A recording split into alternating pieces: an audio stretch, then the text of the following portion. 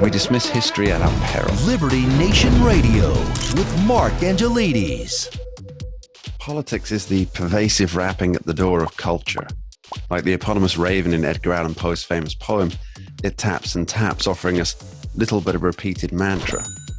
And like the protagonist, lovelorn and losing his grip on reality, should we listen to the words of the raven and take them to heart, our souls, from out that shadow that lies floating on the floor, shall be lifted nevermore. With the government insisting that its actions are impacting only the uber wealthy and that you shouldn't believe your lying eyes on the state of the economy, perhaps we're better off not answering that constant, insistent tapping at all. Welcome to Liberty Nation Radio here on the Radio America Network. I'm your host, Mark Angelides. On today's show, we're going to strip down the narrative that the fiscal disaster is not what you think and figure out why the Biden administration thinks your eyes are ready for a good wool pulling. I'd like to say a special thank you to our listeners on KACT on 1360 AM out of Andrews, Texas. Thanks for being part of the team. And remember, this show is proudly sponsored by LibertyNation.com, where you can access podcasts, breaking news, analysis, and a range of biting and brilliant shows to whet your appetite for freedom and your fondness for the great American Constitution. Let's get started. This doesn't affect you the voter, or so we're led to believe. Inflation, short supplies, no supplies, mounting tyranny, and a government response that leaves much to be desired. And Joe Biden and friends want you to believe that it doesn't impact you or your family, the potential voter, just those wealthy elites. Well, one person who's not drinking that particular Psaki-inspired Kool-Aid is Liberty Nation Editor-in-Chief, Lisa K. Donner. Thanks for being with us, Lisa. Hi, Mark. How are you? Not so bad at all. Now, tell me, what's happening here and across the country? What's it like for regular folks who don't live off the Washington, D.C. faucet of plenty? Well, it's interesting that you say that because, they say a picture is worth 1,000 words. And I live about 20 minutes outside of D.C., and our legal affairs editor, Scott Cosenza, lives about 30 minutes out of D.C. And he took a picture of the local Safeway that he goes to in Sterling, Virginia. And talk about a picture being 1,000 words. The entire produce section was just bare. I mean, there was nothing but shelves, and that's 30 minutes outside of DC. This is not an issue of people waiting for their Gucci handbag.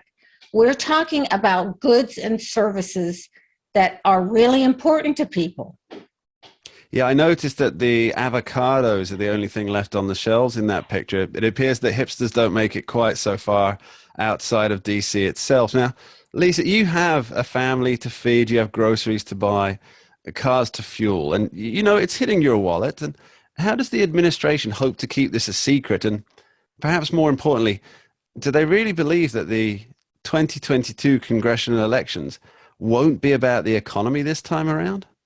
Well, let me take your first question first, and then we'll get to the politics of it. I think to say that these shortages aren't happening or they're spotty. I mean, I noticed a couple of months ago that the frozen food aisle, was just kind of decimated all the time. I thought, well, why are people buying so much frozen food? No lean cuisines. Check out that episode of Conservative 5 on LibertyNation.com. Exactly. So it's not across the board. I talked to our national correspondent, Sarah Calgo, who lives out in Indiana. She's like, well, we're not seeing anything like that. But you have to take into account things like, I was just listening to a woman on the radio, and she said she owns an auto repair store. And the problem is, let's say you get in a crash. Well, your insurance company will give you a loaner.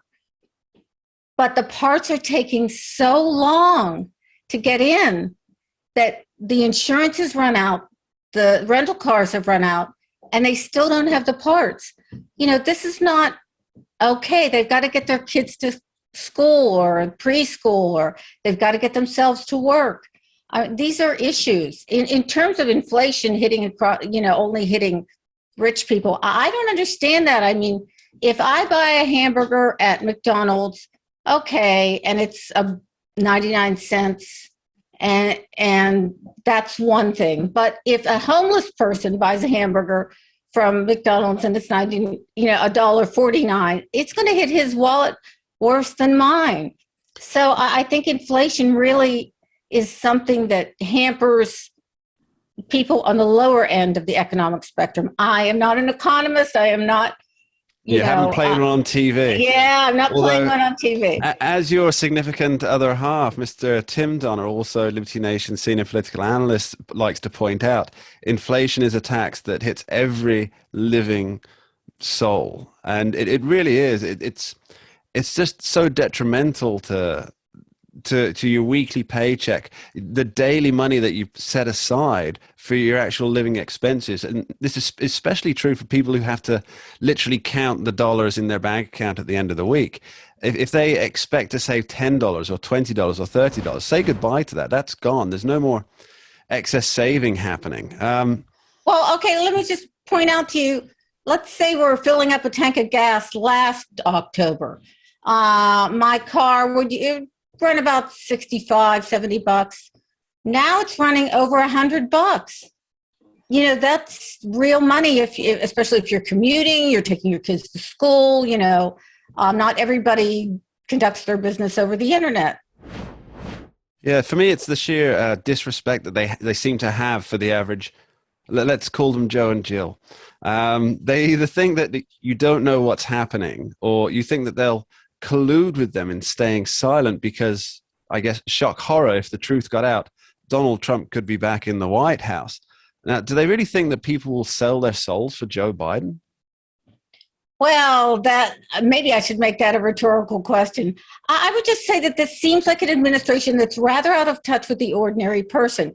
You know, they're talking extensively about taxes and making people pay their fair share. And, you know, it's proven that the highest income earners already pay an enormous amount of tax. So, yeah. You know, I just think they're not hearing the American people. Yeah, it's an age-old problem, really, isn't it? It comes from the idea that they're the wealthy, and they're wealthy because they have oppressed the workers. Now, by oppressing them, you mean you sold them an iPhone or you sold them a computer. That is a form of oppression. But really, this is just, to me, it seems like it's just Marxism under a modern meme. What are your thoughts? No, I think that's true. And I think they're really going to have to listen as to how this will turn out politically. You know, like you were saying, my better half, our senior political analyst, wrote a really good article on libertynation.com today about, you know, what may happen in the upcoming midterms. I mean, this November, we're looking at Virginia and I think one other state. New Jersey. Yeah, New Jersey. So we're looking at two gubernatorial races. But here in Virginia, it's, you know, the airwaves are blanketed, pro-McAuliffe, anti-McAuliffe, pro-Youngkin, anti-Youngkin. It's getting to be a tight race here in Virginia for governor. Yeah, I think Virginia might be on the verge of re-becoming a bellwether state in terms of its gubernatorials, because obviously the interesting thing about this gubernatorial race is that it doesn't fall either on a presidential election year or on a what we term midterms, which is really just congressional elections, because what that means is that the voters aren't particularly driven by a necessity to either put one person in the White House or take a person out of the White House. It's really very much based on issues that are impacting Virginians and New Jerseyans at that particular time. Now, Lisa. Well, it's interesting, Mark, because 35 years ago, not to cut you off, but 35 years ago when I moved to Virginia, Virginia was a very red state. It really was. And then it started moving to a solid purple. Now you just have to say that Virginia has been quite blue lately. So this will be an interesting race. And certainly I don't foresee the president picking up a lot of steam during the midterms. Of course, that's not historically accurate. So there may be trouble, but I think they have to get down to understanding what American people are dealing with. Well, yeah, Joe Biden may have to face the music and dance, as they say. Lisa K. Donner, thank you ever so much. You're welcome, Mark. Thank you. Now, don't go anywhere. Later in the show, we'll be talking about the FBI going after concerned parents in our special Talking Liberty segment. But before that, after this short break, we'll be back with Andrew Morant to see how Bidenflation is impacting your wallet. We dismiss history at our peril. Liberty Nation Radio with Mark Angelides. Who are we?